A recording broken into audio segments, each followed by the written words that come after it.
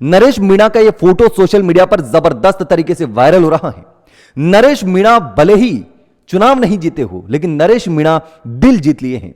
नरेश मीणा ने अंता की जनता का, राजस्थान की जनता का, हर युवा का दिल जीत लिया है। हारने के बाद भी नरेश मीणा जीत गए हैं।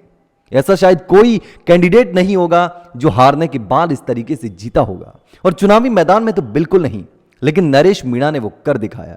नरेश मीणा ने जनता के दिल जीत लिए हैं।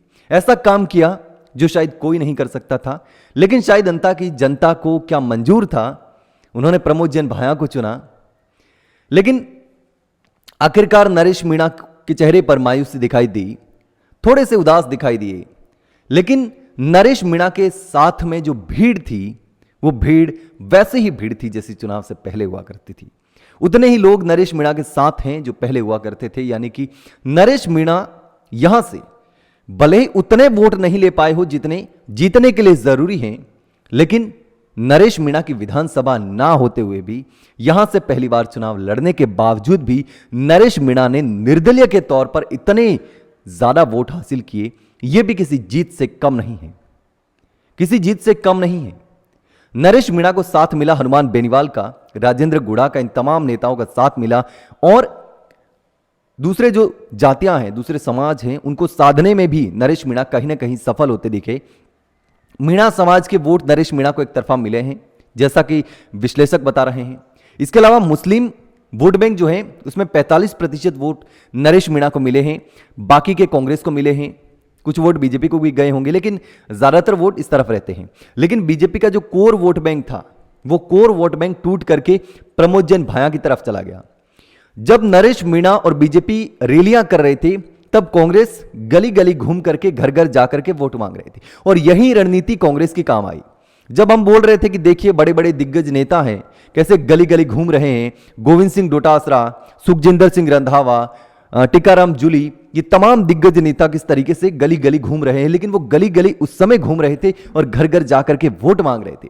प्रमोद जैन भाया ने घर घर जाकर के वोट मांगा, अशोक चांदना ने पूरी ताकत लगा दी, इन तमाम लोगों ने मेहनत करके इस कदर माहौल बदल दिया कि किसी को कानो कान खबर तक नहीं लगी, किसी ने अंदाजा भी नहीं लगाया। बीजेपी ने इतना ढीला छोड़ दिया कि नरेश मीणा हमारे वोट क्या तोड़ेंगे, नरेश मीणा हमारे वोट नहीं तोड़ेंगे, कांग्रेस के वोट तोड़ेंगे। लेकिन कांग्रेस के वोट तोड़ने के बावजूद भी कांग्रेस ने इस तरीके से माहौल बदल दिया। अब ये जीत कांग्रेस की कहे या प्रमोद जैन भाया की, ये तो नहीं कहा जा सकता, लेकिन इस जीत के बाद में कहीं ना कहीं गोविंद सिंह डोटासरा की भी जीत कहा जा सकता है, अशोक चांदना की भी जीत कही जा सकती है, और कांग्रेस की भी जीत कही जा सकती है, क्योंकि अशोक चांदना का क्षेत्र था। अशोक चांदना ने पूरी मेहनत की, पूरी ताकत लगा दी। गोविंद सिंह डोटासरा प्रदेश अध्यक्ष थे, उनकी साख का भी सवाल था, और प्रमोद जैन भाया को यहां से जीतना था, विधायक बनना था, क्योंकि 2023 के विधानसभा चुनाव में हार गए थे। उससे पहले गहलोत सरकार में मंत्री रह चुके हैं, लेकिन इसके बाद अब इनके लिए 2028 के चुनाव की जमीन जो है वो तैयार हो गई है।